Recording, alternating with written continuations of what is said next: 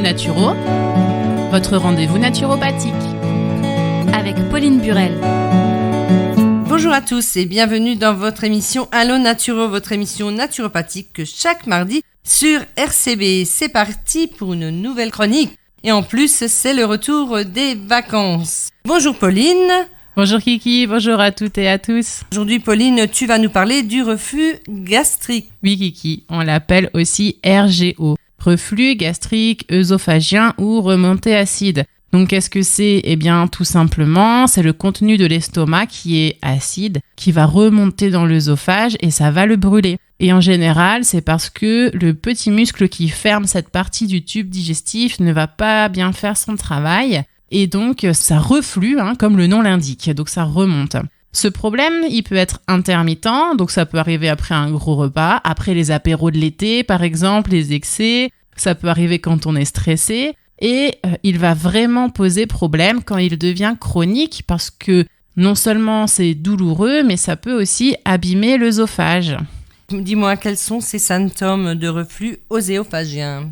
Donc en général, on les retrouve plutôt après les repas. Donc on va avoir une sensation de brûlure, de douleur au niveau de l'estomac et donc ça remonte derrière le sternum, donc c'est la zone au milieu entre les poumons. On peut avoir aussi des remontées acides qui arrivent dans la bouche sans qu'il y ait d'effort de vomissement. Donc ça peut arriver par exemple en se penchant en avant et on peut avoir aussi le hoquet ou des rots aussi. Et en plus, certaines personnes peuvent avoir des ballonnements, des sensations de mauvaise digestion, une toux sèche, un enrouement de la voix, de l'asthme, des troubles du sommeil et des problèmes au niveau des dents et des gencives à cause des remontées acides qui vont dans la bouche. Dis-moi, qu'est-ce que l'on peut faire pour améliorer ?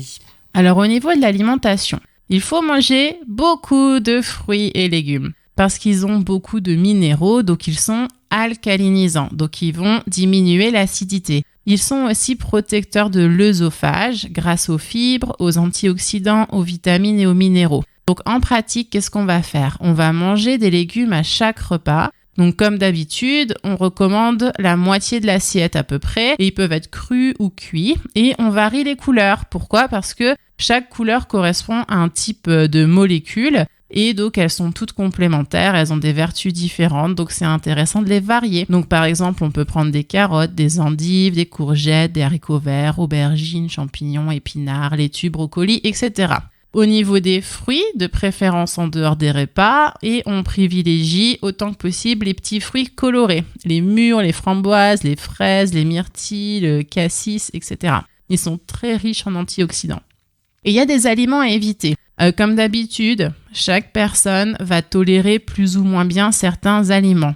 Donc, c'est pas une vérité générale, c'est pas une liste noire. Le mieux, en fait, c'est de supprimer tous ces aliments que je vais vous donner pendant 3 semaines. Et après, en fait, chaque aliment, l'un après l'autre, vous le réintroduisez progressivement dans votre alimentation pour voir si vous le tolérez. Donc, vous recommencez, vous ajoutez un aliment, par exemple les agrumes. Vous voyez qu'au niveau de l'acidité, tout se passe bien. Donc, ça veut dire que vous pouvez les continuer. Vous rajoutez après, par exemple, de la charcuterie. Et là, vous voyez que ça passe pas. Vous arrêtez la charcuterie. Vous attendez que ça stabilise et vous essayez de réintroduire un nouvel aliment, etc. Comme ça, vous aurez votre liste vraiment personnalisée d'aliments qui vous conviennent ou pas. Donc, cette liste d'aliments qui peuvent donner des acidités. Donc, c'est les aliments que l'on appelle acides, les fromages, les yaourts, les tomates, les oignons crus, les agrumes, les aliments qui sont industriels, transformés, les aliments qui sont d'origine animale, surtout la viande rouge et la charcuterie, tout ce qui est mauvais gras, les margarines, les graisses animales et le sucre raffiné, donc tout ce qui est sucre blanc et également limiter tout ce qui est féculent blanc aussi, les pâtes blanches, etc. On va privilégier les aliments complets parce qu'ils ont plus de fibres aussi qui vont protéger l'œsophage. Et puis au niveau de l'index glycémique, c'est meilleur aussi. Donc pour faire simple, un régime alimentaire qui va être très bon pour la santé et particulièrement quand on a des reflux gastriques, c'est le régime méditerranéen ou le régime crétois. Donc ils sont riches en végétaux, en poissons qui sont source d'oméga 3. Les oméga 3, je vous rappelle qu'ils sont anti-inflammatoires. Il y a de l'huile d'olive dedans et il y a très peu de viande rouge et de charcuterie. On va également éviter les sodas qui sont très très acides et l'eau gazeuse qui va distendre l'estomac et qui ralentit la vidange gastrique et aussi éviter l'alcool. On va boire beaucoup d'eau plate et des tisanes. Donc, on peut faire des tisanes d'ortie, de mélisse, de menthe, etc. Je vais vous parler après des plantes intéressantes. Et il faut aussi bien mastiquer parce que plus on mastique, plus en fait, on va commencer la digestion déjà dans la bouche. Ce sera prédigéré et donc les aliments vont rester moins longtemps dans l'estomac. Donc, l'estomac aura besoin d'être moins acide en fait pour digérer. Les 2 facteurs aussi qui favorisent le reflux gastrique, c'est le tabac et l'excès de poids abdominal. Parce que, donc notamment chez les femmes enceintes qui ont justement le ventre qui prend beaucoup de place, donc là, ça va appuyer sur l'estomac et ça fait des remontées acides. Donc ça montre l'importance de tout ce qui est masse au niveau du ventre. Donc moi qui aime le café, je pense qu'il faut faire aussi attention au café.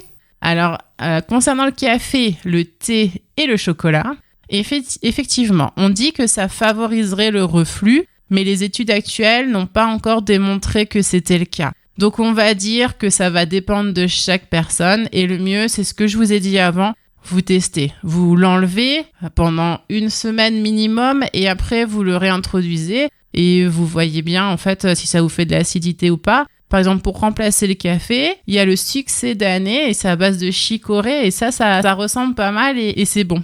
Qu'est-ce que l'on peut prendre quand on a des reflux ? Alors, une fois que ces reflux sont là, qu'est-ce qu'on peut faire ? On peut prendre de l'argile verte ou blanche qui va faire comme un pansement naturel. Mais attention, ça diminue l'absorption des médicaments, donc on doit le prendre à distance des traitements. Donc, on va choisir de la poudre d'argile verte ou blanche ultra ventilée.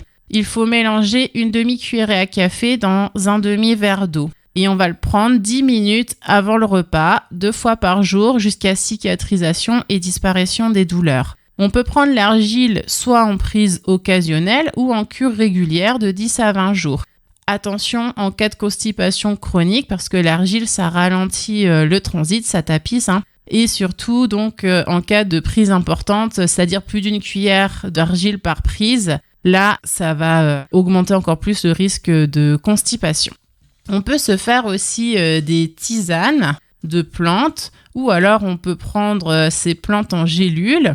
Donc, ça va être la guimauve parce qu'elle a des mucilages. On en avait déjà parlé. Il y a de la mélisse, on peut prendre de la camomille qui est anti-inflammatoire. La mélisse, elle est bonne pour toute la digestion aussi. L'anis, fenouil, cardamone qui sont aussi des plantes qu'on va utiliser qui sont carminatives quand on a des problèmes de ballonnement. Il y a l'angélique aussi qui est très bien pour toute la digestion. Donc on peut les mélanger, ces plantes, il n'y a pas de souci. Et puis vous pouvez ajouter par exemple de la menthe pour le goût ou des petites choses en plus.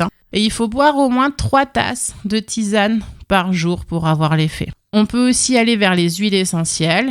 Donc celle que je vous recommanderais, ce serait la camomille romaine, donc qui est anti-inflammatoire. On peut prendre directement 1 à 2 gouttes d'huile essentielle sur un comprimé neutre ou du miel ou dans un petit peu d'huile. Ou on peut aussi utiliser en massage sur le plexus solaire, donc c'est là où il y a l'estomac, ou alors sur le creux du poignet et on peut mettre 1 ou 2 gouttes pures. Si on est très sensible, on peut le diluer dans un petit peu d'huile végétale, peu importe laquelle. On peut aussi prendre une algue qui s'appelle le lithotame. Donc elle est très minéralisée, elle contient aussi beaucoup de calcium, c'est intéressant en cas d'ostéoporose aussi. Et ça va diminuer l'acidité du corps et de l'estomac. Donc ça, on les prend en gélule.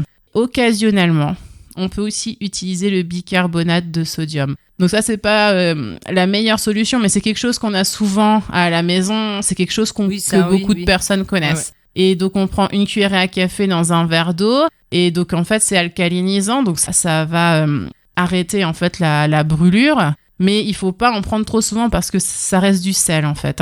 Donc, c'est du sodium, bicarbonate de sodium. C'est une solution facile si on a besoin, mais qui reste occasionnelle. Eh bien, merci beaucoup, Pauline. On se retrouve la semaine prochaine. Et bien sûr, retrouvez toutes les émissions sur notre site internet. À la semaine prochaine, Pauline. À la semaine prochaine. Bonne journée à toutes et à tous.